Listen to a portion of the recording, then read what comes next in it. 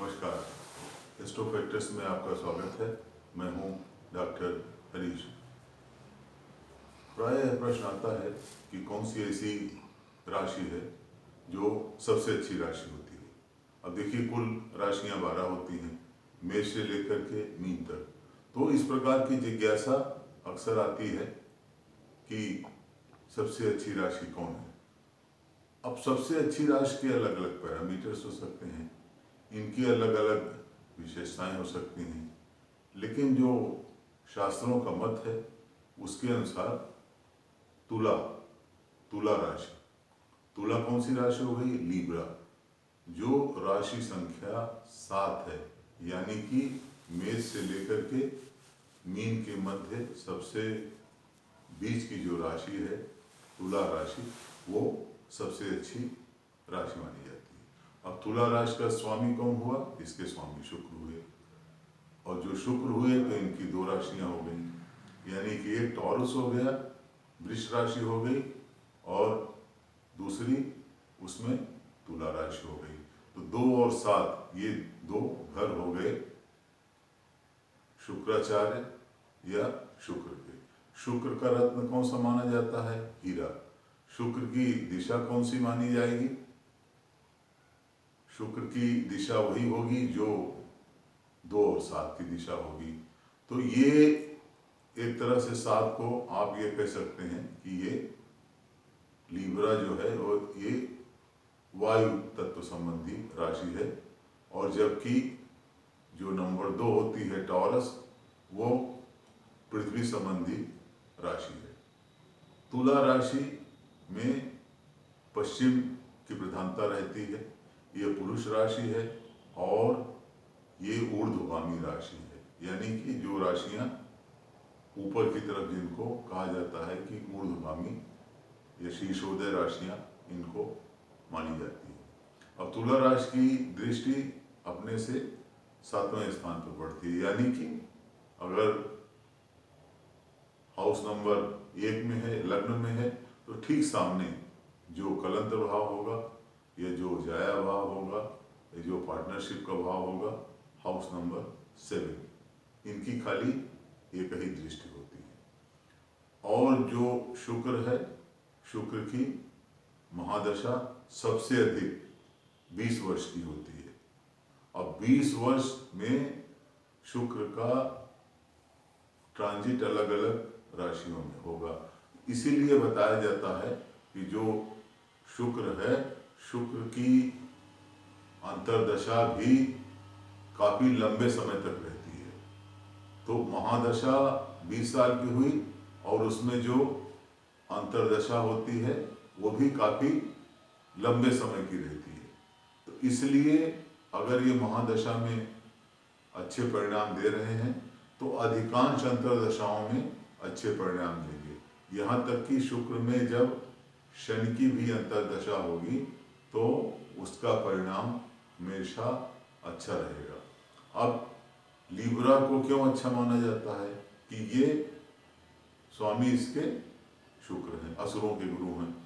जो कंफर्ट्स, यानी कि जिस प्रकार का अनुकूल, सुविधा पूर्वक, आमोद प्रमोद, श्रृंगार, और आप समझिए कंफर्ट्स, परफ्यूम, रत्न, हीरे जवाहरात, धन, रुपया, पैसा, हर चीज के मालिक शुक्र हैं।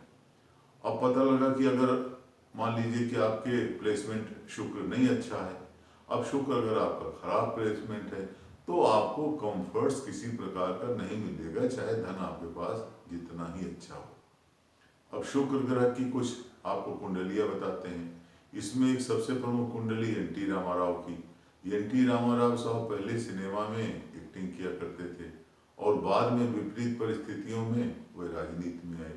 पंचम स्थान का केतु धूमकेतु की तरह से उनके जीवन में अप्रत्याशित परिवर्तन ले आया, और उच्च का शुक्र क्या हुआ? मीन राशि का शुक्र, पाइसेस, मीन राशि का शुक्र उच्च का शुक्र माना जाता है, और कन्या राशि का शुक्र नीच का शुक्र माना जाता है। तो अगर आपकी कुंडली में मीन राशि का शुक्र है, तो इसका मतलब कि आपकी कुंडली एक बहुत ही अच्छी कुंडली होगी। जब भी शुक्र की महादशा आएगी तो हमेशा आपको अच्छा परिणाम देगी। अब ये दूसरी बात है कि आपके जीवन की किस अवस्था में शुक्र की महादशा आती है। हो सकता है कि आपको आरंभ में ही शुक्र की महादशा हो जाए। अब जैसे अपने प्रधानमंत्री जी मोदी जी हैं, मोदी जी को 20 साल की शुक्र की महादशा ने उनको आश्चर्यजनक परिणाम दिए। अब उनका शुक्र की महादशा पहले आ गई थी। गांधी जी की कुंडलियाँ देखिए, उनकी भी तुला लग्न की कुंडली है। डॉक्टर शंकर दयाल शर्मा की तुला लग्न की कुंडली है। इसी प्रकार की एक कुंडली और डॉक्टर हरिवंश राय बच्चन जी की कुंडली, जिन्होंने की एक अपनी कालजयी कृति मधुशाला लिखी थी, उनकी कुंडली भी तुला लग्न की है। तो लग्न होना एक चीज है। मैं पहले भी कई बार बता चुका हूँ कि जब आपका जन्म होता है तो उस समय पूर्व दिशा में जो राशि उदय होती है वो आपकी लग्न होती है, और जो चंद्रमा जिस राशि में होता है वही आपकी राशि होती है।